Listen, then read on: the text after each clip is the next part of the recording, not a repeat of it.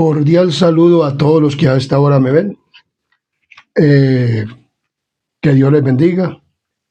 Hoy vamos a comenzar o vamos a tener el repaso de lección para esta semana y vamos a comenzar un nuevo trimestre que nos habla acerca de este trimestre es el Éxodo.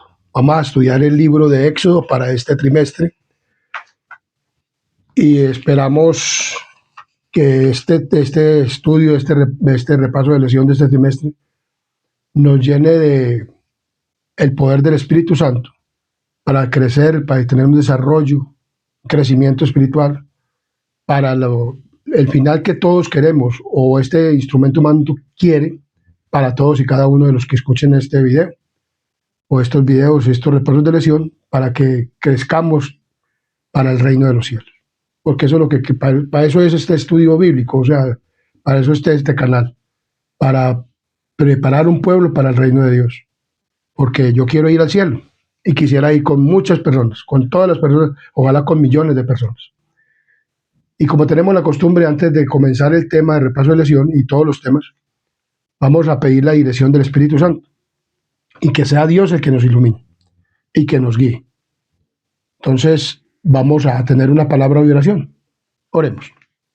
Querido Dios y amante Padre y Rey de la Gloria que moras en lo alto de los cielos, aquí estamos ante tu santa y divina presencia y anhelando que esta oración llegue hacia el trono de la gracia, donde estás tú sentado en el trono, en el lugar santísimo, y tu Hijo amado intercediendo por nosotros como sumo sacerdote, en el lugar santísimo, por nosotros como abogado y como juez, Padre bondadoso, para que nos envíe el Espíritu Santo a este lugar y tome este instrumento humano y pongas el carbón santo encendido en sus labios para que quites mi pecado y mi culpa y que tu palabra pueda ser transmitida, Padre misericordioso, a través de este mensaje.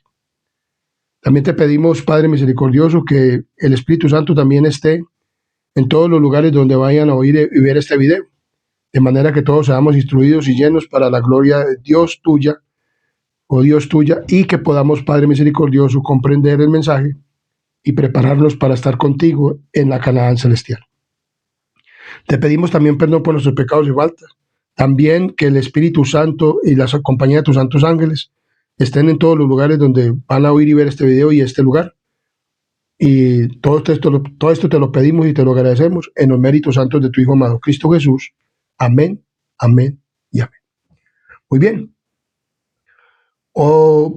Para la lección de esta semana, vamos a el título de la lección de esta semana es Opresión, el trasfondo y el nacimiento de Moisés.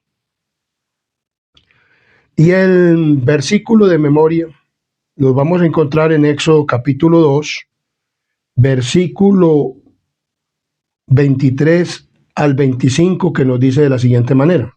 Éxodo 2, 23 al 25, que nos dice de la siguiente manera.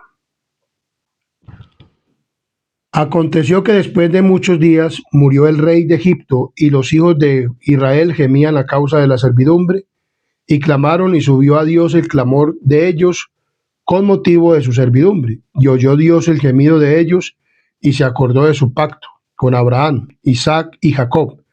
Y miró Dios a los hijos de Israel, y los reconoció Dios. Entonces, el libro de Éxodo resuena con relatos de oprimidos, marginados, perseguidos, explotados y degradados.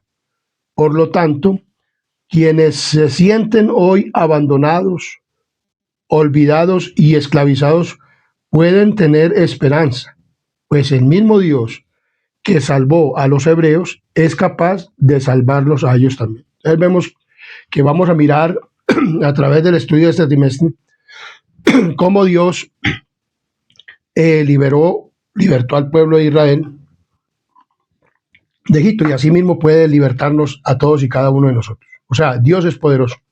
Dios que yo predico es un Dios poderoso, que permite y pasan muchas cosas, pero todo sirve para beneficio de nosotros. Todo sirve para beneficios del ser humano al cual Dios quiere salvar de la opresión, de la persecución y que sabemos que aquí hay un enemigo que se llama el diablo.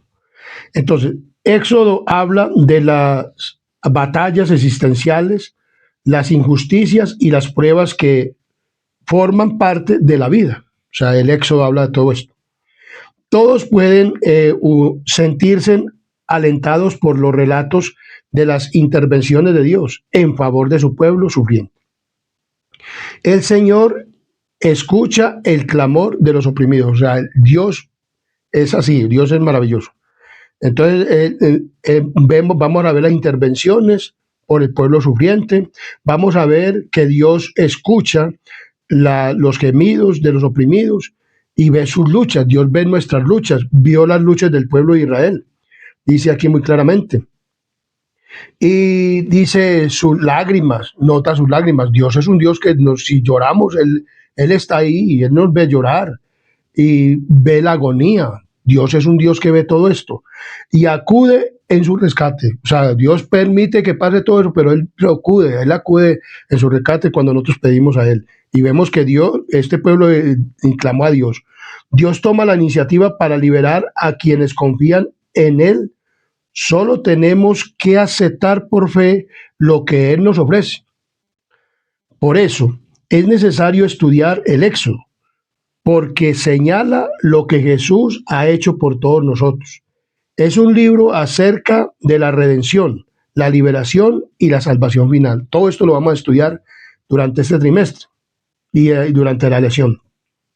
Todo lo cual está a nuestra disposición por la gracia a lo que Cristo Jesús ha logrado en nuestro favor. En medio de la confusión y la oscuridad, si nuestros ojos están fijos en Dios, podemos reconocer su presencia, su cuidado y su ayuda mientras nos guía a la eterna tierra prometida. Si vemos todo esto, y yo lo he podido experimentar a través de la vida, y vemos que cuando uno es cristiano, cuando quiere ser cristiano, cuando va en el camino de Dios, puede pasar muchas cosas, y cuando Dios lo escogió a uno como pueblo suyo, pueden pasar muchas cosas, pero Dios todo lo permite y pasa para un bienestar o para un beneficio de nosotros mismos. Entonces vemos que el Éxodo también comienza con Éxodo 1, el capítulo 1 comienza con el pueblo de Dios en Egipto. O sea, el Éxodo comienza así, con el pueblo de Dios en Egipto. Y vemos que lo primero que habla en el capítulo 1, del 1 al 7, nos habla de la siguiente manera. Estos son los nombres de los hijos de Israel que entraron en Egipto. Con Jacob, cada uno entró con su familia. Rubén, Simeón, Leví, Judá, Isaacar, Zabulón, Benjamín, Dan, Neftalí, Gad y Aser. Todas las personas que le nacieron a Jacob fueron 70. Y José estaba en Egipto. Y murió José y todos sus hermanos, toda aquella generación, y los hijos de Israel fructificaron y se multiplicaron y fueron aumentados y fortalecidos en extremo, y se llenó de ellos la tierra, o sea, la tierra de Egipto, la tierra de Gosén. Entonces vemos claramente que el pueblo de Dios en Egipto, y comienza. El libro de Éxodo es conocido como el Shemat, que quiere decir nombres en hebreo, en armonía con la palabra iniciales del antiguo documento que confiesa con la expresión estos son los nombres. O sea, comienza la expresión o Shemat, nombres, comienza estos son los nombres, y vemos que comienza el relato bíblico con estos son los nombres. Entonces vemos que la verdad que se expresa aquí es que el pueblo de Israel, 70 personas, estuvieron en Egipto o llegaron a Egipto. 66, 67 con Jacob, y luego 3 personas que estaban allá en Egipto, que eran José y sus 2 hijos, que le nacieron de la esposa que Dios le dio, que Faraón le dio a quién, a José. El libro de Éxodo comienza con un recordatorio de la bendición de Dios cuando el patriarca Jacob y su familia se establecieron en Egipto. Eran 70 personas, como lo dice Génesis 46. Génesis 46, 46, 27 dice de la siguiente manera. 46, 27 dice. Y los hijos de José que le nacieron en Egipto, 2 personas. Todas las personas de la casa de Jacob que entraron en Egipto fueron 70. O sea, José, los hijos de Jacob, Jacob, sus hijas y sus nietos, pues todo esto era la familia de quién. De Jacob, lo cuenta como la ascendencia de quién. De Jacob, y eran 70 personas. Con los 2 hijos de quién. De José, que estaban ya donde, en Egipto. Entonces estuvieron en Egipto, 70 personas. Muy bien. Entonces, pero los israelitas crecieron y se multiplicaron, como dice en el versículo 1, versículo 7, y en la época del Éxodo eran como 600,000 hombres de a pie, sin contar las mujeres y los niños. O sea, cuando ya los sacó Dios de Egipto, los liberó, ya, o sea, eran 70, y cuando salieron de Egipto, eran aproximadamente 600,000 hombres de a pie, sin contar las mujeres de los niños. Aproximadamente 2 millones de personas salieron de donde, de Egipto, porque no se cuenta sino los hombres. 600,000 hombres de a pie, y esto lo encontramos en Éxodo capítulo 12, versículo 37, que nos dice de la siguiente manera. En versículo 37, partieron los hijos de Israel de Ramsés a Sucot como 600,000 hombres de a pie, sin contar las mujeres de los niños. Aproximadamente 2 millones de personas salieron de dónde. De Egipto, aproximadamente, no estoy diciendo que ese es el... Muy bien, entonces, en el Éxodo capítulo 1, del 8 al 11, nos habla de la siguiente manera. Entre tanto se levantaron sobre Egipto un nuevo rey que no conocía a José, y dijo a su pueblo: he aquí el pueblo de los hijos de Israel es mayor y más fuerte que nosotros. Ahora pues seamos sabios para que no se multiplique, y acontezca que viniendo guerra, él también se una a nuestros enemigos y pelee contra nosotros y se vaya de la tierra. Entonces pusieron sobre ellos comisarios de tributos que los molestasen con sus cargas, y edificaron para Faraón las ciudades de almacenaje, Pitón y Ramasés. Pero cuanto más lo oprimían, tanto más se multiplicaba y crecía, y de manera que los egipcios temían a los hijos de Israel. Entonces vemos que se ideó un plan para poder oprimir ¿a quién? A los hijos de Israel. Que ya eran bastantes, ya se estaban multiplicando, y el pueblo de Egipto estaba temeroso de que se unieran con los enemigos que entraran a atacarlos. Bueno, esto lo sembró un enemigo que se llama el diablo en Faraón, para poder oprimir al pueblo de Israel, porque siempre, por lo regular, el diablo es el que está detrás de todas estas cosas. Entonces, vemos que la situación del momento, o sea, cuando ya murió el rey que conocía a José, murió la descendencia de José, entonces vemos que todo eso ocurrió, entonces comenzaron a oprimir al pueblo de Israel. El texto bíblico describe con todo oscuro la historia de los hijos de Israel en Egipto, ya que comienzan con su esclavitud a manos de los capataces egipcios y trabajo opresivo que se les impuso, y vemos que dedicaron todo esto. Pero también vemos en Éxodo 40 que Dios estaba con su pueblo y los liberta, y ya la presencia de Dios estaba en el santuario, en el lugar que santísimo, y Dios hizo hacer un santuario para estar con ellos cuando ya los liberta. Eso lo vamos a ir mirando a través de toda esta lección. En el Éxodo 40 uno puede leer todo eso. No vamos a ir a todos esos textos y a todos esos capítulos, porque pues no alcanzaríamos, pues esto es un repaso. Entonces, el relato destaca la paradoja de que cuando más afligían los opresores a los israelitas, tanto más se multiplicaban, como lo dice en Éxodo capítulo 1, versículo 12.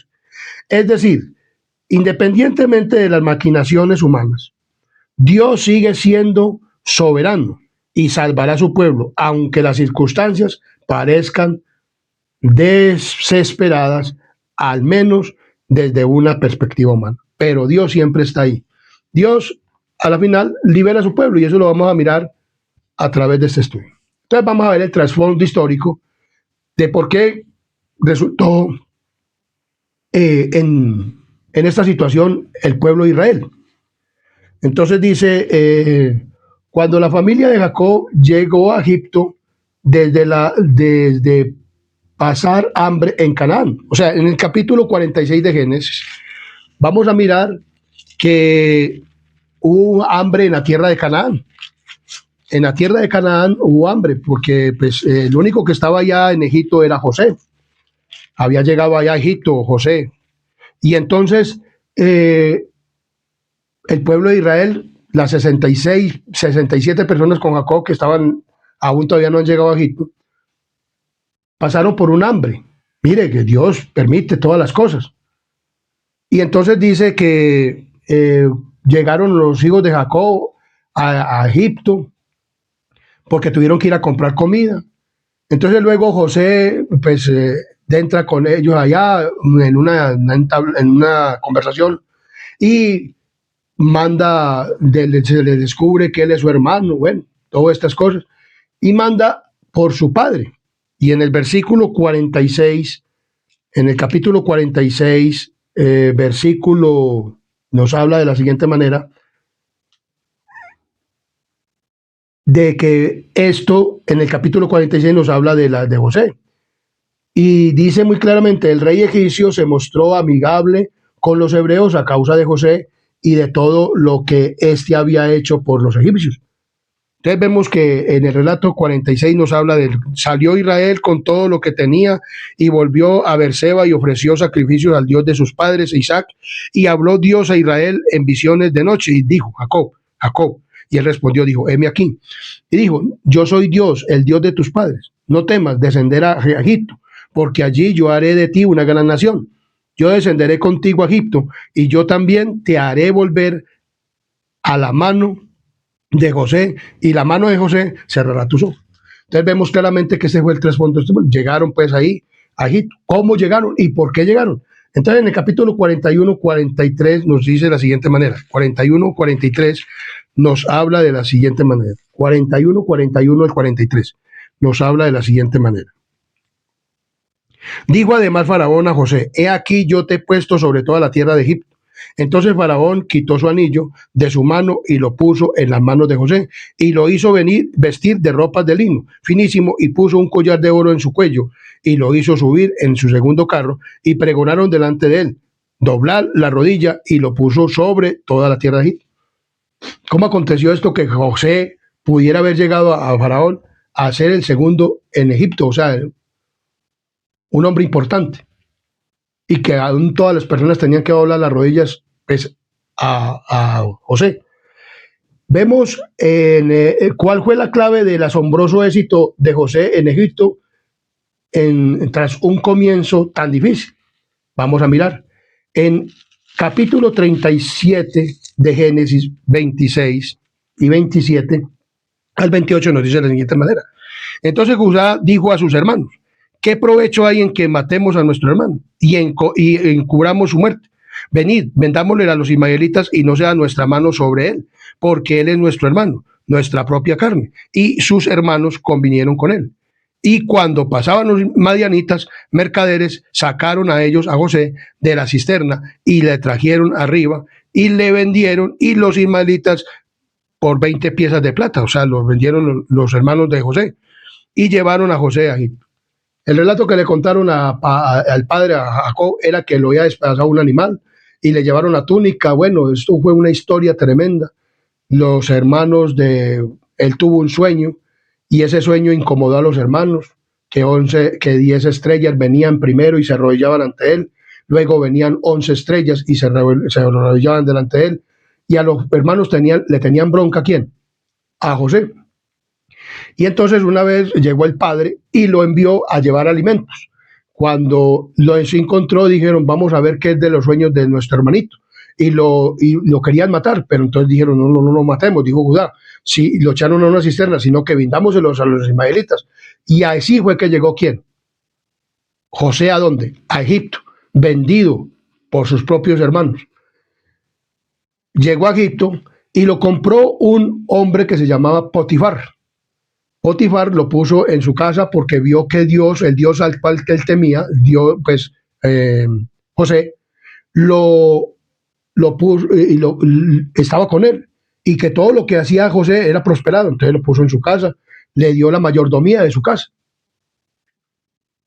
Y cierta vez se enamoró, la esposa de Potifar se enamoró de José, y quería que José estuviera con ella. Pero José temía a Dios y dijo, ¿cómo voy y temía también, o sea, respetaba a su amo. Dijo, ¿cómo voy a ofender yo a Dios y a mi amo? No, yo no quiero estar con usted. Y entonces la mujer tomó sus ropas y él se voló y le dejó la túnica, le dejó la ropa. Entonces ella lo acusó de que iba a abusar de ella, cuando la que iba a abusar de él era ella. Pero entonces Potifar, eso daba muerte, pero Potifar, pues viendo pues a José cómo era, más bien lo puso en la cárcel. En la cárcel entraron el copero que servía el vino del rey, y entró también el que hacía los panes, el panadero, porque estaban conspirando contra el faraón y lo iban a matar. Entonces el faraón tuvo un sueño de 7 vacas gordas y 7 vacas flacas, y bueno, y de 7 espigas, 7 que tenían buen grano y otras que no. Y bueno, que se comían las unas a las otras, y que, que las vacas habían quedado flacas y todo. Entonces llamó a sus consejeros para que lo orientaran, y los consejeros no supieron decirle nada. Entonces el copero y el panadero habían tenido un sueño y José se los había interpretado. Entonces, al interpretarle el sueño, entonces él le dijo al copero, en 3 días será restaurado para que sirvas el vino del rey. Bueno, estoy dando como una orientación de lo que tuvieron sueño. Luego, entonces, le dijo al panadero, el panadero le contó también el sueño que ella había tenido, que las aves comían los panes. Entonces dijo, será cortada tu cabeza. Y así como lo interpretó, sucedió. Entonces, cuando el faraón tuvo este sueño y que nadie lo pudo, entonces el copero se recordó de quién, de José, y dijo a faraón, hay un hombre que nos interpretó el sueño del copero, y así como él nos dijo, así sucedió. Yo fui restituido al cargo y él fue decapitado. Tráigame a ese hombre. Lo vistieron, lo afeitaron, lo sacaron, se lo presentaron a faraón, y faraón le dijo, con que usted, no, eso es Dios. Y comenzó, él interpretó a los 7 años que son de las vacas flacas y de las espigas, son un mismo sueño. 7 años habrá abundancia de trigo y abundancia en la tierra de Egipto, pero 7 años habrá de hambre, como las vacas que se comían a las otras y quedaban lo mismo, a las vacas gordas. Entonces dijo, provea si usted, le dijo José a faraón, provea si un hombre sabio para que quinte la tierra de Egipto, y entonces durante los 7 años de abundancia quinte la tierra de Egipto del trigo, para que en los 7 años de escasez no haya hambre en Egipto. Entonces, bueno, entonces dijo faraón, ¿a qué hombre más sabio vamos a encontrar sino a tú? Entonces, a ti. Entonces se quitó el anillo, como lo está relatando, y se lo puso ¿a quién? A José. Le dio una mujer, y esta mujer le dio 2 hijos. Cuando se bajaron los hijos de José, de Jacob a Egipto por alimentos, José lo reconoció. Y bueno, hubo ciertas cosas que José hizo para probar a ver cómo así Dios había cambiado el corazón de sus hermanos. Y lo vio, bueno, vinieron los hermanos, primero 10, se arrodillaron ante él, luego vino Benjamín, se arrodillaron delante de él, luego vino el padre, y bueno, y entonces todo esto sucedió, y por eso el trasfondo histórico de cómo llegó quién, José, y cómo llegaron los hijos de Jacob a Egipto. Así fue que sucedió la historia, pero todo eso lo había, no Dios lo había planeado, sino que Dios conoce el corazón, y Dios ya le había dicho a Abraham que esto iba a suceder. Pero entonces vemos que ese es el trasfondo histórico. Y entonces cuando murió Faraón, el que lo había puesto como gobernante, murió José, y todo eso, sucedieron otros reyes, como fue, aquí nos relata acerca de que el trasfondo histórico más plausible de la historia de José sugiere que el nuevo rey, que no conocía a José, fue Amosis primero, y luego vino otro Amenhotep, el gobernante que temía a los israelitas y los oprimía. Más tarde Tutmosis primero, luego el que decretó la muerte de todos los hijos de varones hebreos recién nacidos. Bueno, así todo esto. Entonces vemos que así fue que llegaron, y entonces estos reyes, estos faraones que se levantaron, que no conocían a José y lo que hizo José en el tierra de Egipto, entonces comenzaron a oprimir ¿a quién? Al pueblo de Dios. Ya comenzaron a oprimir al pueblo de Dios. Entonces vemos aquí, Es decir, aunque desconocemos por ahora muchos detalles acerca de la historia de los hebreos de Egipto en aquella época, y como dice Primera de Corintios capítulo 13, versículo 12, en Primera de Corintios capítulo 13, versículo 12 encontramos esto. 13, versículo 12, dice. 13, versículo 12. Ahora vemos por espejo, oscuramente, mas entonces veremos cara a cara. Ahora conocemos en parte, pero entonces conoceremos como fuimos conocidos. O sea, el hecho de que no conozcamos toda la historia, todas las cosas, no quiere decir que la Biblia no sea verdad y no sea realidad todo lo que sucedió, sino que ahora, como vemos así, pero cuando estemos en la tierra, en Canaán celestial, o sea, en el cielo, de allá vamos a seguir conociendo mucho más cosas que nosotros aquí no pudimos ver o conocer realmente.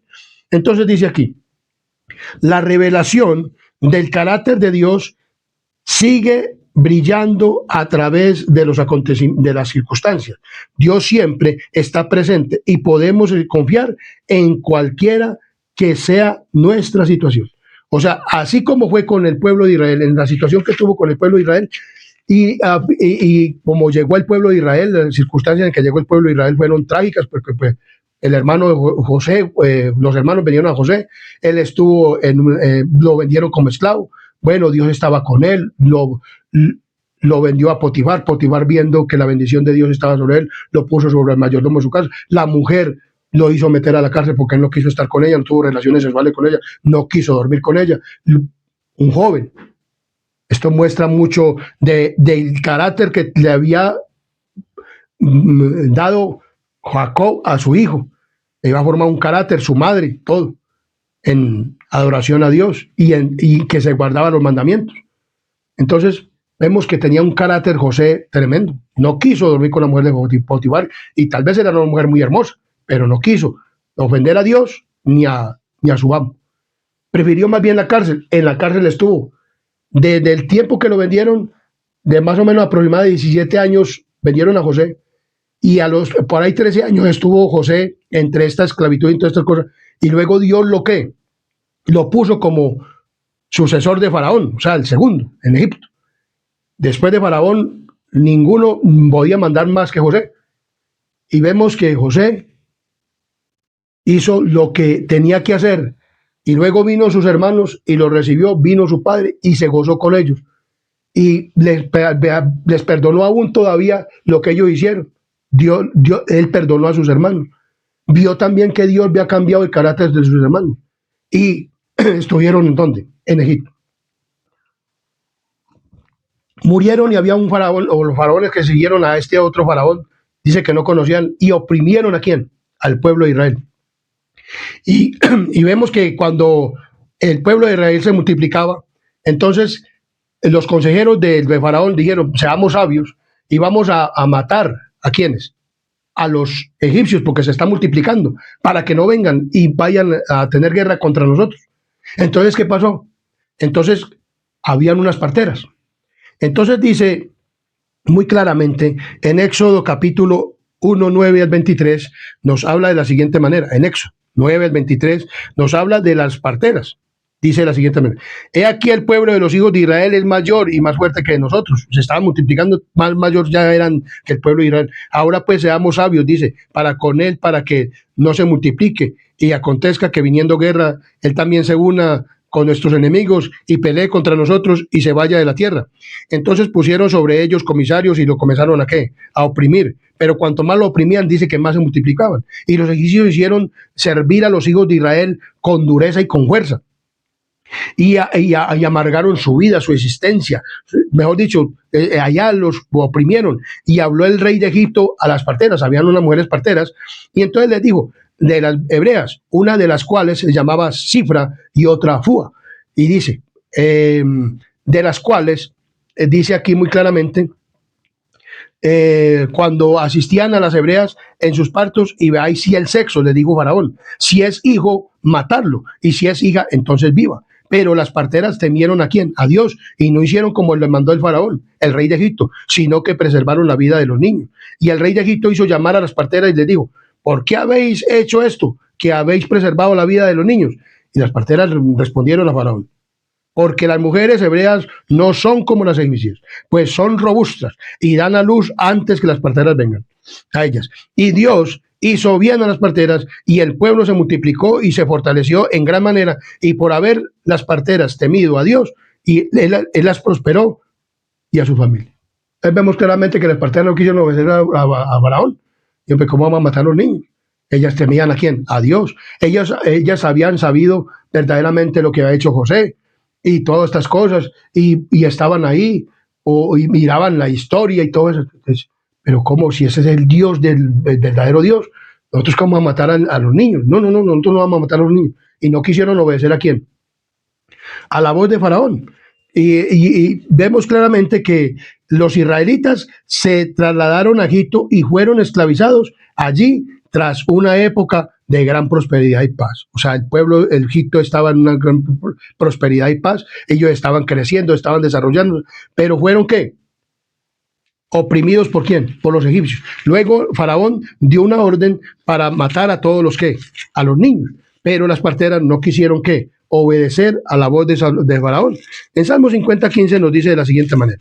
Salmo 50:15 dice: invócame en el día de la angustia y te libraré y tú me oirás. Entonces vemos que los israelitas comenzaron a clamar ¿a quién? A Dios, denle, y porque los oprimían. Entonces pusieron las parteras para matar ¿al qué? A los niños.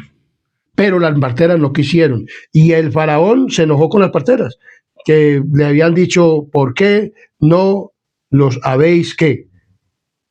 Matado. En el libro de eso no se menciona el nombre de ningún faraón, solo se reciben el título de faraón, que significa rey. Los egipcios creían que el faraón era una deidad en la tierra, el hijo del dios Ra, de Osiris u Horus, considerado la deidad egipcia más elevada al mismísimo dios Sol. O sea, ellos, los egipcios adoraban ¿el qué? El Sol. O sea, vemos que esa tradición de adorar al sol viene desde tiempos antiguos, aún desde el tiempo de Egipto. Sin embargo, a pesar de todo su poder, este Dios no era capaz de obligar a las parteras a actuar contra su convicción. De hecho, en contraste con el faraón sin nombre, dice que la Biblia identifica a las dos parteras como Cifra y Fua. Entonces vemos que el faraón no tenía nombre, se llamaba faraón. Vemos, pero a las mujeres y las entonces dice que las cuestiones malvadas del faraón de que quería matar no se cumplieron porque las parteras no quisieron obedecer a la voz del faraón. Entonces, en consecuencia, Dios las bendijo juntamente con las respectivas familias. ¿Qué pasa cuando nosotros obedecemos a Dios? ¿Qué pasa cuando tú obedeces a Dios, mi querido amigo y hermano que vas a escuchar este video? ¿Qué vas a oír este video? Amigo de cualquier religión que seas. ¿Qué pasa cuando nosotros obedecemos a Dios? Estas mujeres no quisieron matar. Hay un mandamiento que dice: no matarás. Ellas no quisieron matar a los ¿qué? A los niños. Cuando nosotros obedecemos sus mandamientos, sus normas y sus estatutos, dice que vendrá bendición sobre nosotros. El pueblo de Israel fue oprimido, pero vemos que estas mujeres, Dios les dio bendición, y después Dios también le dio bendición al pueblo de Israel. Pero todo esto lo permitió para pulir a su pueblo y para sacarlo de ¿dónde? De allá de Egipto. Entonces, vemos que cuando el faraón vio que su complot fracasaba, ordenó a los egipcios, o sea, ya viendo que las parteras no quisieron, entonces ordenó a los egipcios que mataran a todos los bebés varones hebreos recién nacidos. Debían arrojarlos al Nilo, probablemente como ofrenda a Hapi, dios del Nilo. Así llamaban, ellos adoraban el Nilo. Era un dios para ellos. Entonces, como para ofrecérselo en sacrificio ¿a quién? Al dios Nilo, al dios Hapi, que era el dios Nilo. O sea, ellos adoraban al Nilo como el dios. Entonces vemos claramente que esto nos muestra que las parteras no quisieron obedecer. Y luego puso a todos. Y entonces dice muy claramente que este es el primer caso registrado de israelitas condenados a muerte solo por ser israelitas. ¿Solo por ser qué? Israelitas. O sea, el pueblo de Israel siempre ha sido perseguido. El pueblo de Dios el Israel espiritual o el pueblo de Dios al que Dios ha escogido para que sea su pueblo, entonces ha sido oprimido. ¿Por quién? Por el enemigo. Lo ha querido matar de hambre, porque todas estas cosas las permite Dios, pero ¿quién es el que hace todo esto? O sea, todo detrás de todas estas cosas ha estado el enemigo, Satanás.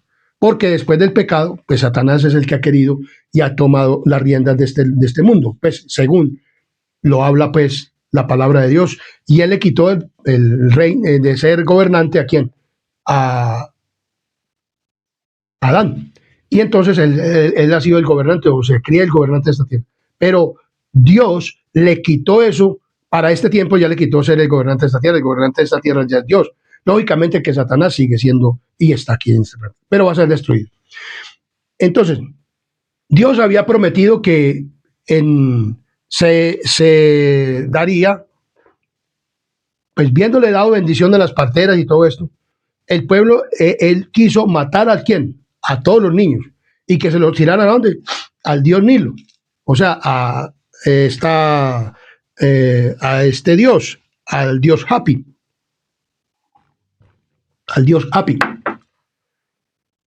y dio la orden al pueblo, o sea, a todos. Ya no le dijo a las parteras, bueno, las parteras no quisieron, entonces digo, vamos a poner al pueblo a que mate a los niños.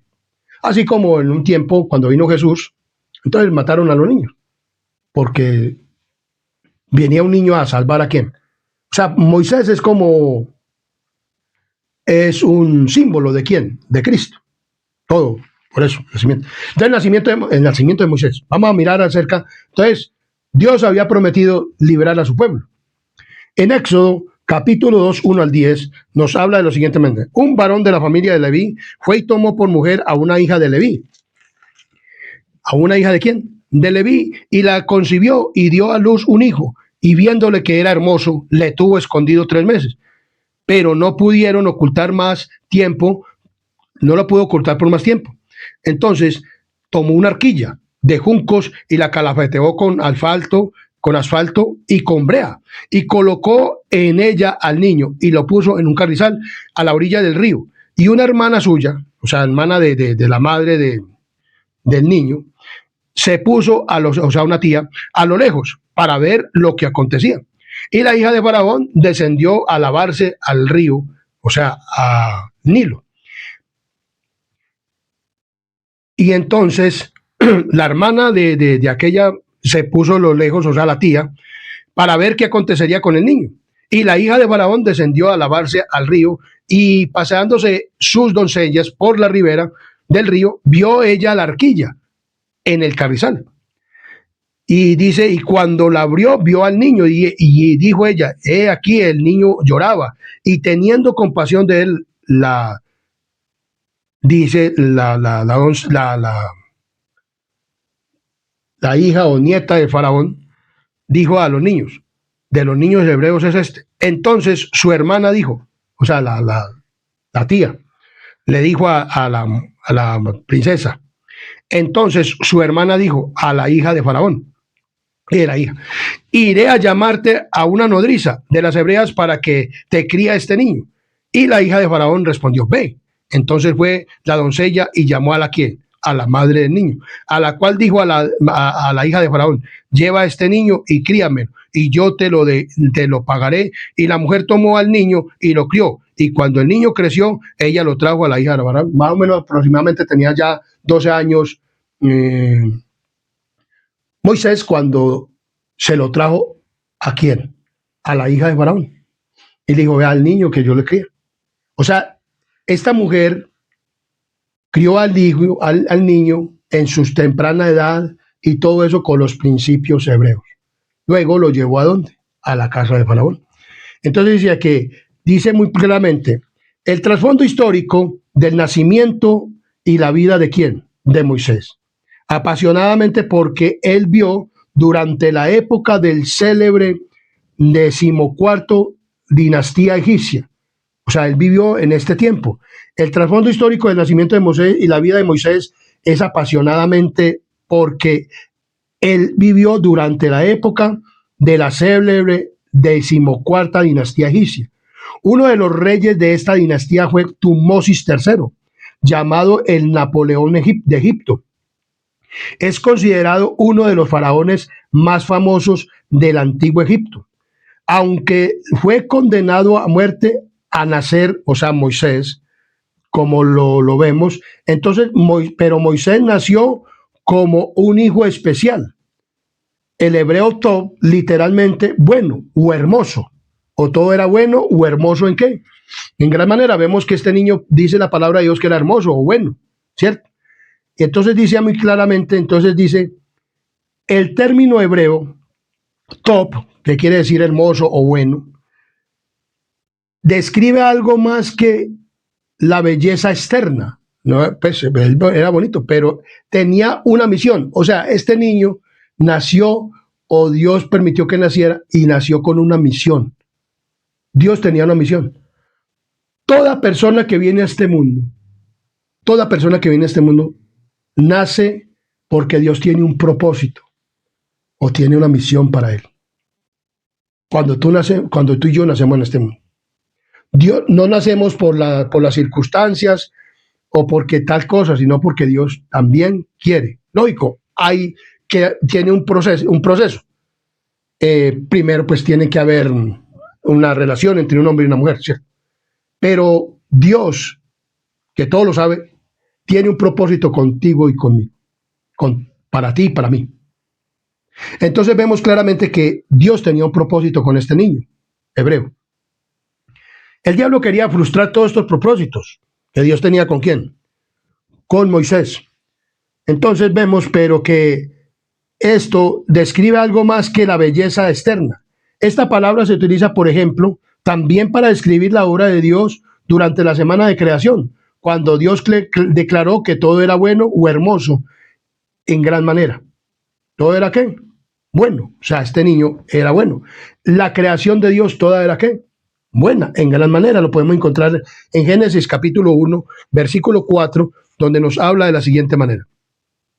Y vio Dios que la luz era buena, y separó Dios la luz de la qué? De las tinieblas. La palabra top es bueno o hermoso. Entonces este niño era qué? Bueno. Aquí dice hermoso, pero aquí entonces podemos ir a encontrar que esta misma palabra hermoso es la palabra top, que también se habla para un niño bueno, o en otras versiones lo traduce como niño bueno. Bueno, muy bien. Entonces, la palabra de Dios dice como nueva creación, este niño bueno llegaría a ser en armonía con el plan de Dios, el adulto que libertaría a los hebreos de su esclavitud. O sea, Dios iba a hacer esto. Entonces vemos claramente que los libertaría de la esclavitud. En Éxodo capítulo 2, 24 al 25 nos dice de la siguiente manera. 2, 24 al 25 nos dice. Y oyó Dios el gemido de ellos y se acordó de su pacto con Abraham, Isaac y Jacob. Y miró Dios a los hijos de Israel y lo reconoció Dios. Entonces vemos que Dios se acuerda de qué? De su pacto. ¿Para cuál utilizar a este bebé? Top o el niño bueno décadas más tarde. La primera es egipcia Asepur. Es un nombre muy raro, pero entonces dice, esto dice muy claramente, adoptó a Moisés como hijo. El nombre dado a Moisés es de origen egipcio y significa hijo de o nacido de. Como también en hebreo, y como también se refleja en los nombres Amosis, hijo del dios Aj, o Tumosis, hijo de Tut. O sea, dioses que habían en aquel entonces. El dios de donde fue sacado, o sacado de las aguas, que en hebreo significa sacado de las aguas. En hebreo su nombre, o sea, Moisés, dice sacado, ya que milagrosamente fue salvado cuando fue sacado del río. Pero para los Moisés, para los egipcios, es hijo de o nacido de quién. Entonces, vemos que era el dios Hapi para los egipcios, o dios del Nilo, porque fue rescatado de, o sea, para ellos era un dios. O sea, ya lo comenzaron a ver como un qué, como un dios. Y querían que este niño fuera el rey o el faraón de quién, de Egipto. Para eso fue educado. Pero miramos que así fue el nacimiento de Moisés, y para esto fue educado en el palacio, en el palacio de Egipto, para que fuera rey, para que sustituyera a este faraón cuando él muriera. Entonces, pero Dios tenía algo más para quién, para él. En poco lo que sabemos acerca de sus primeros años de vida, pero sí sabemos que él fue criado por quién, por, por su madre, y le enseñó los principios divinos o los principios de Dios, y recibió la mejor educación egipcia con el fin de prepararlo para ser el próximo faraón de Egipto. Parte de esa educación resultó inútil e incluso contraria a lo que realmente importaba, el conocimiento de Dios y de su verdad. Ya, como le digo, en los primeros años es donde se forma el carácter de quién, del niño. Y su madre hizo esto, o sea, crió verdaderamente a quién, a su niño, y lo dio los principios de lo que enseñaba el pueblo de Israel. Y cuando estuvieron en dónde, en aquí, en esta qué, en esta tierra. Entonces vemos claramente que la palabra de Dios nos habla de todo esto. Nos habla de que Dios hizo lo que tenía que hacer. Esta madre hizo todo lo que tenía que hacer. Y cuando llegó allá, pues ya el carácter estaba formado en este muchacho, en este Moisés, en este niño bueno. Cuando ya llegó allá, le quisieron meter la idea de que fuera faraón. Pero miramos lo que pasó con este niño, o con este hombre ya adulto. Entonces vemos que un cambio de planes. Vemos en Éxodo capítulo 2, 11 al 25, nos dice de la siguiente manera: en aquellos días sucedió que crecido ya Moisés, o sea, ya un hombre adulto, salió a sus hermanos y los vio en sus duras tareas, y observó un egipcio que golpeaba a uno de los hebreos, sus hermanos. Entonces miró a todas partes, y viendo que no parecía a nadie, mató al egipcio y lo escondió en la arena. Al día siguiente salió y vio a dos hermanos hebreos que reñían. Entonces dijo al que maltrataba al otro: ¿por qué golpeas a tu prójimo? Entonces él respondió: ¿quién te ha puesto a ti por príncipe y juez de sobre nosotros? ¿Piensas matarme como mataste ayer al egipcio? Entonces Moisés tuvo miedo y dijo: ciertamente esto se ha descubierto. Oyendo Faraón acerca de este hecho, procuró matar a quién, a Moisés, porque Moisés huyó delante de Faraón y habitó en tierra de Madián. Y estando sentado en el pozo, 7 hijas que tenía el sacerdote de Madián vinieron a sacar agua para llenar las pilas y dar de beber a las ovejas de su padre. Mas los pastores vinieron y la echaron de allí. Y entonces Moisés se levantó y defendió a quienes, y dio de beber a sus ovejas, defendió a estas mujeres. Y volvieron ellas a Reuel, su padre, y él les dijo: ¿por qué habéis venido hoy tan pronto? Ellas respondieron: un varón egipcio nos defendió de la mano de los pastores, también nos sacó agua y dio de beber. Y entonces él ya mandó ¿por quién? Por este hombre. ¿Dónde dejaron a ese hombre? ¿Por qué lo dejaron? Vamos a buscarlo. Y vinieron, lo trajeron a él, y él vivió con ellos. Y entonces este hombre le dio una esposa, una hija de ellas por esposa, y a la hija que se llamaba Séfora, y se la dio como esposa. Él tuvo 2 hijos con ella, que uno se llamó Gersón, y porque fue forastero en Egipto, soy en tierra ajena, y al otro pues vemos que los puso así con sus nombres. Y bueno, esto ocurrió con Moisés. Moisés salió, vio a 2 hijos, entonces ya tuvo que volarse, los quiso poner en paz, mató a un egipcio y tuvo que irse. Ya no iba a ser el faraón, no podía ser el faraón. Fue a un lugar y se defendió a las mujeres. El sacerdote, el padre de estas mujeres, lo acogió, lo puso como pastor de un rebaño de ovejas, y así estuvo 40 años en Egipto, y luego estuvo con el sacerdote Madián otros 40 años, en tierra ajena. Entonces, ¿quién haría Moisés? ¿Qué haría Moisés o qué haría Moisés? Sucumbiría a la nación de Egipto y a los placeres de la corte y soportaría las penurias junto a su pueblo. ¿Qué haría Moisés? ¿Quería vivir como faraón o sufriría las penurias de su pueblo? Vemos que él fue y visitó su pueblo y los vio en las penurias y vio que este egipcio maltrataba a uno. ¿Qué hizo él? ¿Lo mató? ¿Tenía que hacer esto? No.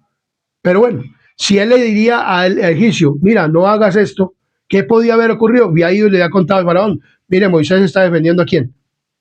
Al pueblo. De todas maneras, eso se hubiera vuelto quién sabe cómo. Entonces, ¿qué hizo Moisés? Mató al egipcio para que no oprimiera más a su hermano, a su prójimo, porque él sufría por ellos. Él sabía que él era hebreo. Él sabía que él había sido libertado del Nilo. Todo eso lo acontecía y lo conocía. Es más, los egipcios, los hebreos, estas personas sabían que él era hebreo, pero que la hija de Faraón lo había ¿qué? Lo había rescatado del Nilo y ellos sabían la historia. Pero ¿qué pasó? Ellos, el mismo prójimo, lo delataron. ¿Qué tuvo que hacer Moisés? Volarse de dónde? De Egipto. Entonces, al oír esto, Faraón procuró matar a Moisés, pero Moisés huyó de Faraón y fue a vivir en tierra de Madián. Al llegar allá, se sentó junto a un pozo, como lo hemos leído el relato bíblico. ¿Y qué pasó? Entonces, él ayudó a sus hijas, les dio de beber y luego dice que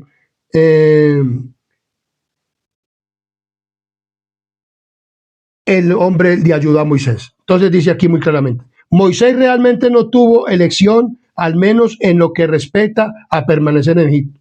Cualquiera que fueran los planes que tenía para ascender al trono de Egipto y convertirse en un dios, se desvanecieron.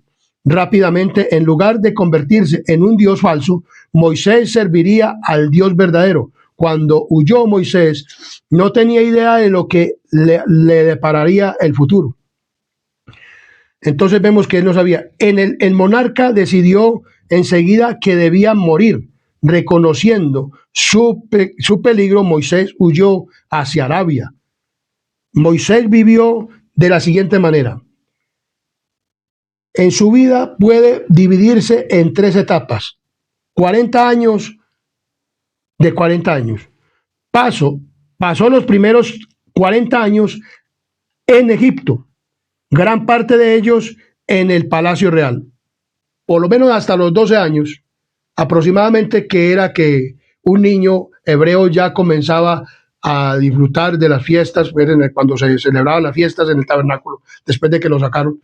Ya a los 12 años ya tenía esa oportunidad de estar en esto. Entonces, a los 12 años aproximadamente, fue llevado, cuando ya estaba grandecito, al palacio. Desde ese tiempo hasta los 40 años duró a Faraón, aproximadamente unos 28 años.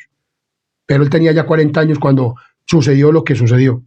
Luego estuvo 40 años ¿con quién? Con Jetro. ¿En dónde? Cuidando sus ovejas, las ovejas de Jetro y todo esto, hasta que se le apareció una zarza ardiente. ¿A quién? A Moisés, Dios en una zarza ardiente, y le dijo, ve y liberta a mi pueblo. Entonces él vino a libertar a su pueblo. Después de que murió el faraón y bueno, y todas estas cosas, entonces ya él volvió y estuvo 40 años en el desierto. ¿Con quién? Con el pueblo de quién? De Israel. Cruzó el Mar Rojo, bueno, y todas estas cosas. Entonces vemos que la historia de esto nos habla de lo siguiente. En Deuteronomios capítulo 4, 6 al 8 nos habla de la siguiente manera. Deuteronomios capítulo 4, versículos 6 al 8. Deuteronomios capítulo 4, 6 al 8 dice, guardarlos pues y ponerlos por obra, porque esta es vuestra sabiduría y vuestra inteligencia ante los ojos de los pueblos, los cuales oirán todos estos estatutos y dirán, ciertamente pueblo sabio y entendido, nación grande es esta, porque qué nación grande hay que tenga Dios dioses tan cercanos a ellos como está Jehová nuestro Dios en todo cuanto le pedimos. ¿Y qué nación grande hay que tenga estatutos y juicios justos como es toda esta ley que yo pongo hoy delante de vosotros? Vemos que Moisés durante el desierto le enseñó mandamientos y estatutos que Dios le dio, o sea, la santa ley de Dios, y Moisés exhorta al pueblo a la obediencia y que no se vuelvan a los dioses como de los de Egipto, y que él no quiso ser un dios, porque las circunstancias, pues sucedió la muerte de este hombre que lo mató y tuvo que huir, pero él decidió servirle más bien ¿a quién? Al Dios verdadero. ¿Cuántos de nosotros verdaderamente queremos que la idolatría de nuestra vida salga de la iglesia y de todo lugar, de nuestras casas, y sirvamos verdaderamente a quién? Al Dios verdadero, como Dios lo dice, como lo hizo quién? Moisés. Moisés sirvió al Dios verdadero y le enseñó los estatutos y los mandamientos y a la obediencia al pueblo, para que vieran para que vieran que cuando uno le obedece a Dios, o sea, el principio de la sabiduría es la obediencia a Dios y la inteligencia. Cuando usted y yo somos inteligentes y somos sabios, obedecemos al Dios. No, desechamos las cosas de este mundo, las cosas de este mundo. Moisés desechó las cosas de este mundo, o sea, ser faraón en Egipto, por servirle al verdadero Dios y sufrir las penurias y pasar los trabajos que tuviera que pasar por servirle al Dios verdadero. Este es un Moisés. Por eso Dios quiere Moiséses en la iglesia adventista del séptimo día. Quiere Moiséses en los hogares, como padres. Quiere Moiséses en los trabajos, en todo. Que enseñen verdaderamente al hombre a temer verdaderamente ¿a quién?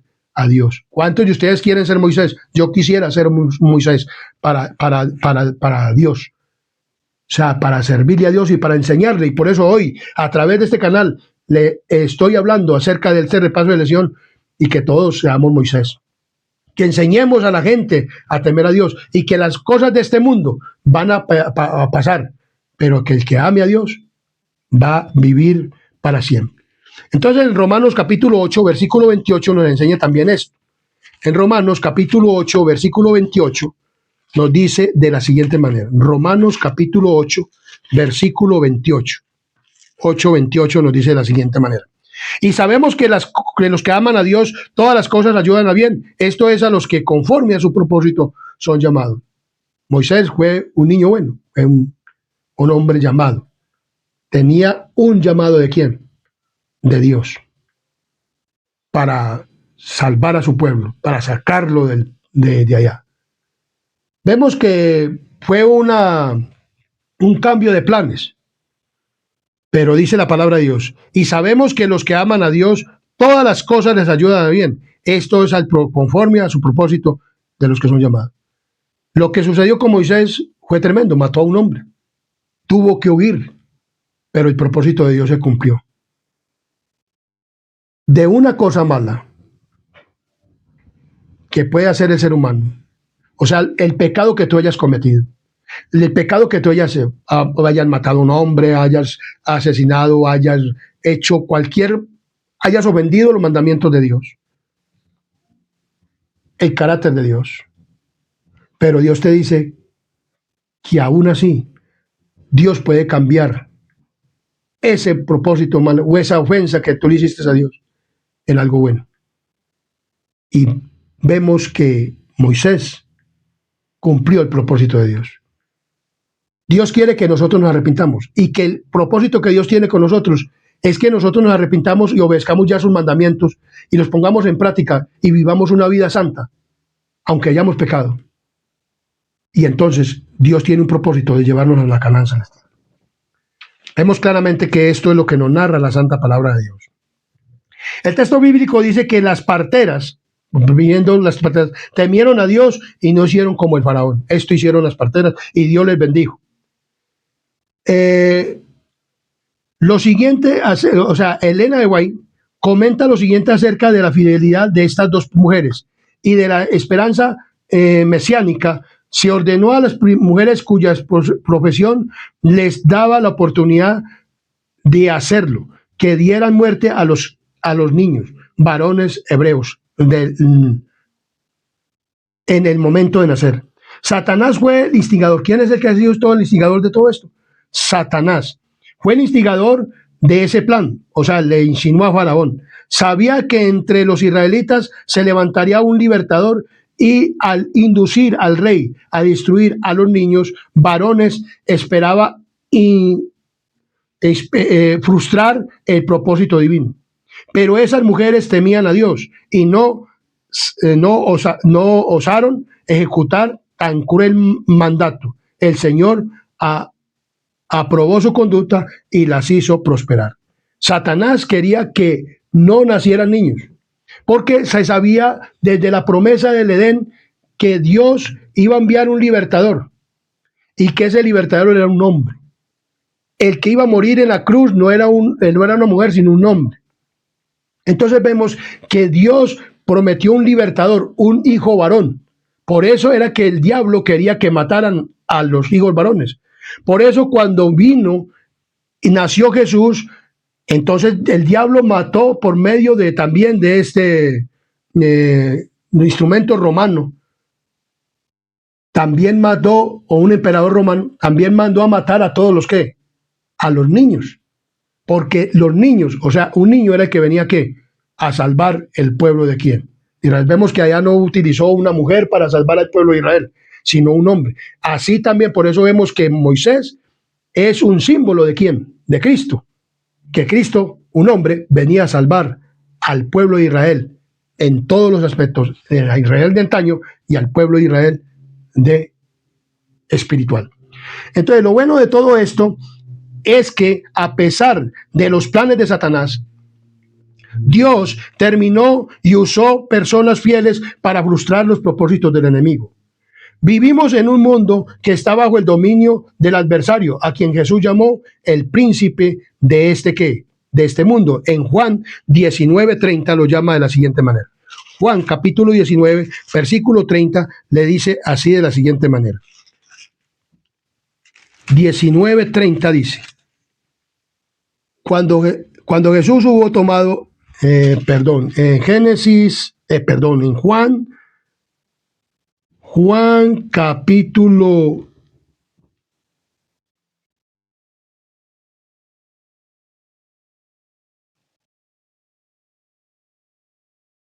Juan 14:30, Juan 14:30 nos dice: no hablaré ya mucho con vosotros, porque viene el príncipe de este mundo y él nada tiene en mí. Él lo llamó el príncipe de este mundo, pero no tiene nada en quién, en Cristo. O sea, él no pudo hallar un asidero de maldad en Cristo, no pudo hacerlo caer en el pecado, no pudo ni con el pensamiento. Entonces Cristo dice, pero él nada tiene en mí.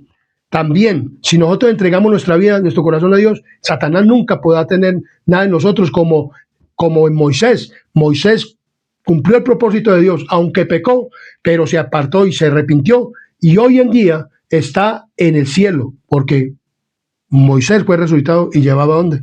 Al cielo. Entonces dice también, Satanás usurpó esta posición a Adán, pero Jesucristo lo derrotó durante su vida y mediante la muerte en la cruz. ¿Cómo lo derrotó? Cuando nosotros leemos capítulo 4 de Mateo, vemos que Satanás se le presentó en 3 oportunidades en el desierto y le dijo, si eres hijo de Dios, dile a estas piedras que se conviertan en pan. Pero Jesús le dijo, escrito está, no solamente de pan vivirá el hombre. Luego lo llevó a un monte muy alto y le mostró todos los reinos de ¿quién? De la tierra. Y digo, todo esto te daré si postrado me adorares. Él le dijo, solamente al Señor tu Dios adorarás y a Él solo servirás. Luego lo llevó al pináculo del templo y dijo, échate abajo porque escrito está, a sus ángeles mandará cerca de ti y entonces no tropezarán en piedra. Y Jesús no quiso obedecer a ninguna de estas cosas, a estas tentaciones, ni pecó, porque si se hubiera lanzado hubiera sido un homicida, porque ningún homicida o ninguna persona que pretenda quitarse la vida él mismo podrá ir ¿a dónde? Al reino de los cielos. Entonces Jesús, vemos que lo venció en eso. También lo venció en la cruz, porque en la cruz le instigaba para que descendiera de la cruz, y en la muerte en la cruz lo venció también. Murió, dice muy claramente en en Juan 19:30. Ahí sí vamos a leer Juan 19:30, que nos dice de la siguiente manera. Juan 19:30. En Juan 19:30 nos dice de la siguiente manera. 19:30 nos dice: cuando Jesús hubo tomado el vinagre, dijo: consumado es, y habiendo inclinado la cabeza, entregó el espíritu. O sea, cuando murió en la cruz, le aplastó la cabeza ¿a quién? A Satanás, porque mostró el verdadero carácter de Satanás, que era capaz de ¿qué? De matar al Hijo de Dios. Y en Hebreos capítulo 2, versículo 14, lo venció en una naturaleza como la de nosotros. Hebreos capítulo 2, versículo 14, nos dice de la siguiente manera. Hebreos capítulo 2, versículo 14, nos dice de la siguiente manera. 2:14. Dice: así que por cuanto los hijos participaron de carne y sangre, él también participó de lo mismo, para destruir por medio de la muerte al que tenía el imperio de la muerte. Esto es ¿a quién? Al diablo. O sea, estando en la naturaleza pecaminosa, en una naturaleza humana, después de la caída de Adán, en una naturaleza pecaminosa, él venció y no cometió pecado. Venció en la muerte, lo venció en las tentaciones. Fue tentado según nuestra semejanza, pero sin pecado. Gloria al Señor. Cristo hizo todo esto por nosotros. En Juan 12:31 nos dice de la siguiente manera. En Juan capítulo 12, versículo 31 nos dice de la siguiente manera. Juan 12:31 nos dice de la siguiente manera. 12:31 nos dice de la siguiente manera. Ahora es el juicio de este mundo. Ahora el príncipe de este mundo será echado fuera. O sea, Satanás ya no tiene ese poder como lo tuvo. Dice muy claramente que va a ser destruido, como lo dice en Juan 16:11, nos dice de la siguiente manera. Juan 16:11 nos dice de la siguiente manera. Juan 16:11 nos dice de la siguiente manera. Que vendrá y el juicio, por cuanto el príncipe de este mundo ya ha sido juzgado. Satanás ya ha sido juzgado y va a morir. O sea, Satanás va a desaparecer. Lo dice en Apocalipsis capítulo 29, Apocalipsis capítulo 20. Apocalipsis capítulo 20. Apocalipsis capítulo 20 nos dice de la siguiente manera. Apocalipsis capítulo 20, versículo 9 dice: y subieron sobre la anchura de la tierra, y rodearon el campamento de los santos, y la ciudad amada, y de Dios descendió fuego del cielo, y los consumió. Y el diablo que los engañaba fue lanzado al lago de fuego y azufre, donde estaba la bestia y el falso profeta, y serán atormentados día y noche por los siglos de los siglos. Y el versículo 14 dice: y la muerte y el Hades, o sea, Satanás, fueron lanzados al lago de fuego. Esto es la muerte segunda. Satanás va a morir en el lago de fuego. Satanás va a ser destruido para que tú y yo podamos tener ¿qué? La herencia eterna, la tierra prometida.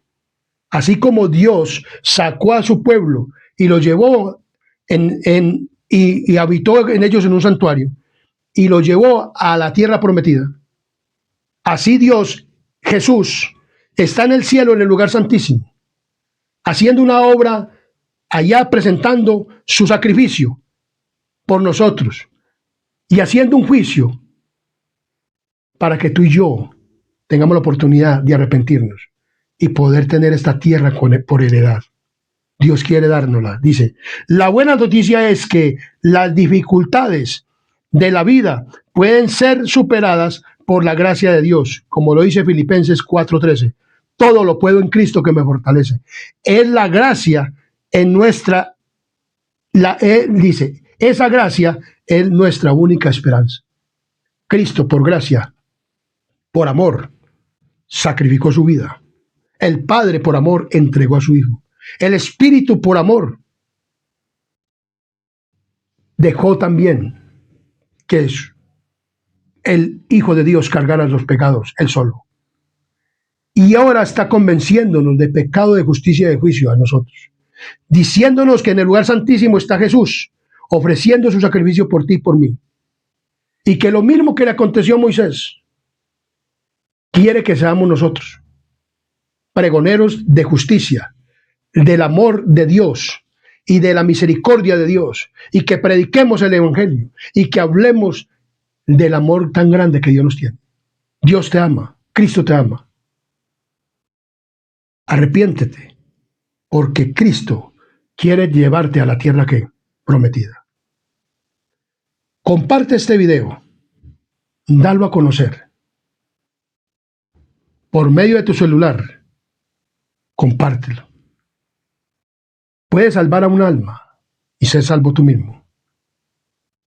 Suscríbete al canal Adventista Sana Doctrina para que te sigan llegando este repaso de este trimestre de esta lección. Que Dios te bendiga. Y antes de terminar este tema, vamos a tener una palabra de oración. Oremos.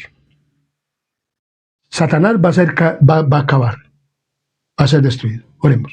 Querido y buen Dios y amante Padre y Rey de la Gloria, gracias por este tema, por este repaso de lección. Te pedimos que sea compartido y que sea enviado a muchos lugares para que tú seas glorificado. Pedimos perdón por nuestros pecados y faltas. No porque nosotros hayamos méritos, sino los méritos santos de tu Hijo amado Cristo Jesús. Amén, amén y amén.